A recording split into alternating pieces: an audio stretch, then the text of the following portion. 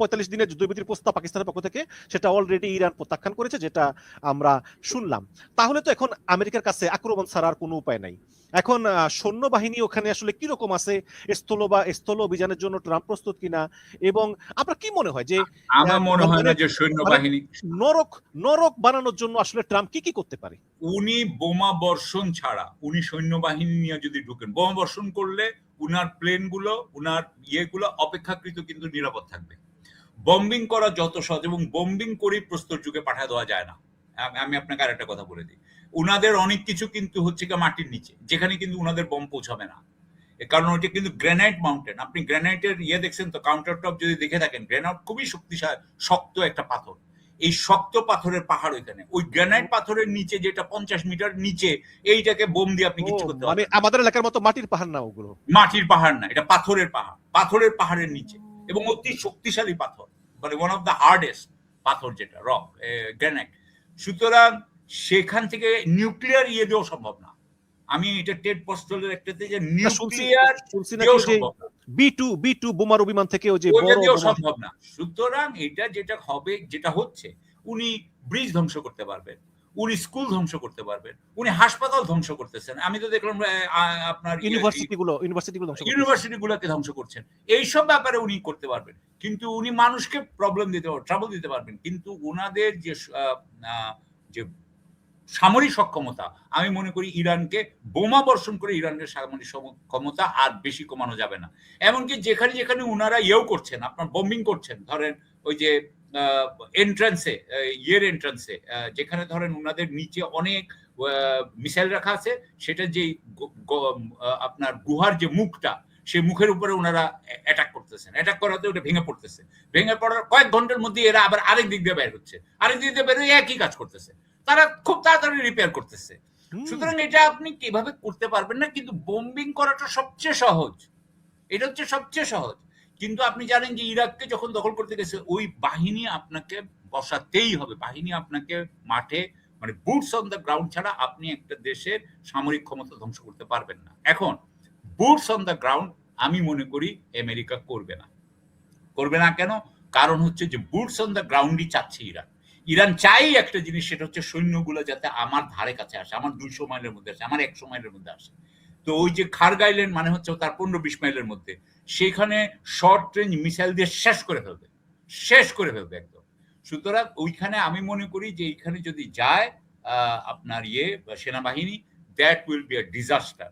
এবং ইরানের বিমান বাহিনী বা নৌবাহিনী এত ভালো না, কিন্তু তাদের সেনাবাহিনী কিন্তু অত্যন্ত কার্যকর বলে বলা হয়। এটা জন্য কি ইসরায়েল বলতেছে আমরা স্থলবাহিনী পাঠাবো না, ইসরায়েল কিন্তু রিফিউজ করছে, পাঠাবে না, তারা ওইদিকে যাবেই না। তাদের তো এইদিকে হিজবুল্লাহ তো তাদের বলতেছে 80 থেকে 100টা নাকি মার্কাভা ট্যাঙ্ক ধ্বংস করে দিচ্ছে হিজবুল্লাহ, আমি আজকে দেখছিলাম। তো ওইটা তো তারা লুকায় রাখতেছে, কিন্তু ইসরায়েলের অবস্থা ওই দিক দিয়ে খারাপ, খুবই খারাপ। এটা আসলে লুকে রাখতেছে, কারণ ওই হিজবুল্লাহর এদিকে যেসব ইসরায়েলি বাহিনী আছে, তাদের পিতা মাতারা বলতেছেন, একটা সৈন্যের পিতা মাতা, যে ওরা খুবই খারাপ অবস্থায় আছে, এবং কোনো সাপোর্টই পাচ্ছে না সরকারের কাছ থেকে, যতটা সাপোর্ট পাচ্ছে এই ইরানের এদিকে বিমান বাহিনীর।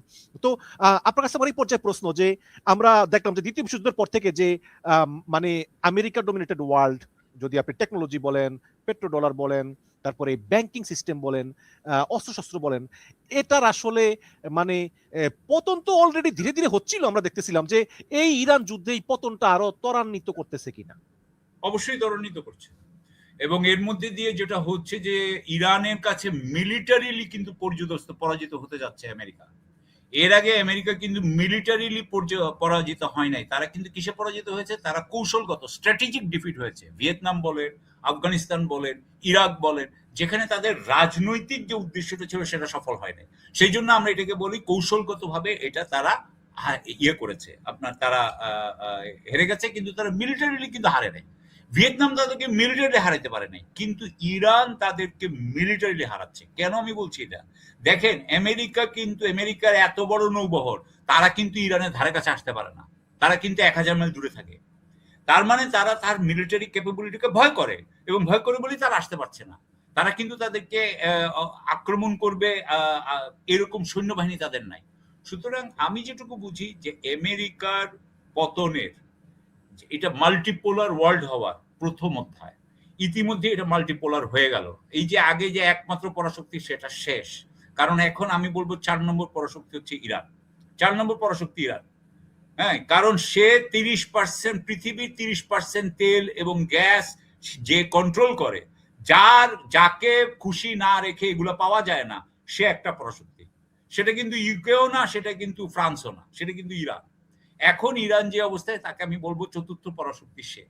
দ্বিতীয় কথা আমি যেটা বলবো যে এই যুদ্ধ শেষ করতে হইলে চায়না এবং রাশিয়া, বিশেষ করে চীনের হস্তক্ষেপ ছাড়া এই ইয়ে শেষ হবে না চুক্তি। আপনি দেখেছেন, আপনি কয়েকবার পাকিস্তানের কথা বলেছেন চুক্তি নিয়ে। পাকিস্তান যখন আপনার একটা ইয়ে করলো, আলোচনা করে একটা ঠিক করলো, একটা মডেল ঠিক করলো, একটা প্রপোজাল ঠিক করলো, প্রস্তাব, সৌদি আরব, ইজিপ্ট এবং তুরস্কের সাথে কথা বলে, সে প্রথম কি করলো, ইশাকদার তাদের ফরেন মিনিস্টার দৌড়ে চলে গেল চায়নায়, যায়া ওয়াং ইর কাছে দিল। ওয়াং ইকে দেখাইলো যে আমরা এখন কি করবো, মানে চীন যদি এটার গ্যারান্টর না হয়, তাহলে ইরান মানবে না সিস্টেম। আপনি তো জানেন কি জানেন, ইরান কিন্তু এখন ওই যে ক্রিপ্টোকারেন্সিতে টাকা নিয়ে উঠাচ্ছে, যাদের থেকে টাকা উঠাচ্ছে, অথবা চাইনিজ ইউয়ানে টাকা উঠাচ্ছে। অর্থাৎ সে অলরেডি এটাকে ইউয়ান ইকোনমির দিকে নেওয়ার চেষ্টা করছে ইরান, যেটা চায়না খুবই পছন্দ করছে। সুতরাং এখানে হরমুজের টুলগুলিও নাকি ওই ইউয়ানে নিচ্ছে, অথবা ক্রিপ্টোতে কয়েকজন কেউ নাকি দিয়েছে। ডলার তো নিবে না, সে তো ডলার নিবে না।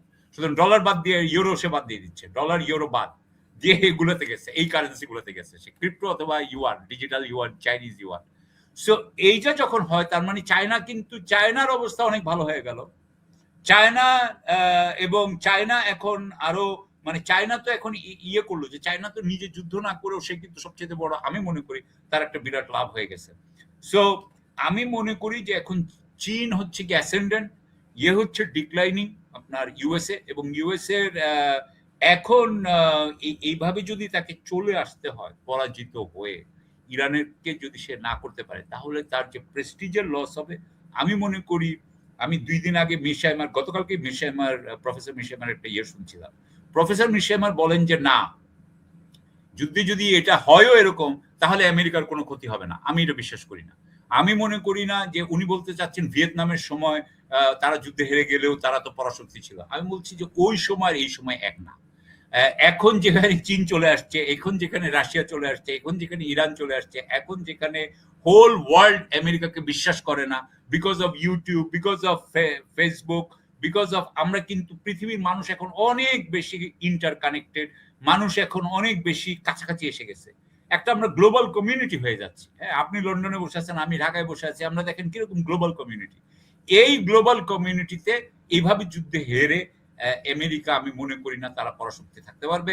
আমার মনে হয় তাদের অধঃপতন, মানে তাদের পতনের প্রথম অধ্যায় মাঝামাঝি পর্যায়ে আমরা রয়ে গেছি, মাঝামাঝি পর্যায়ে চলে আসছি।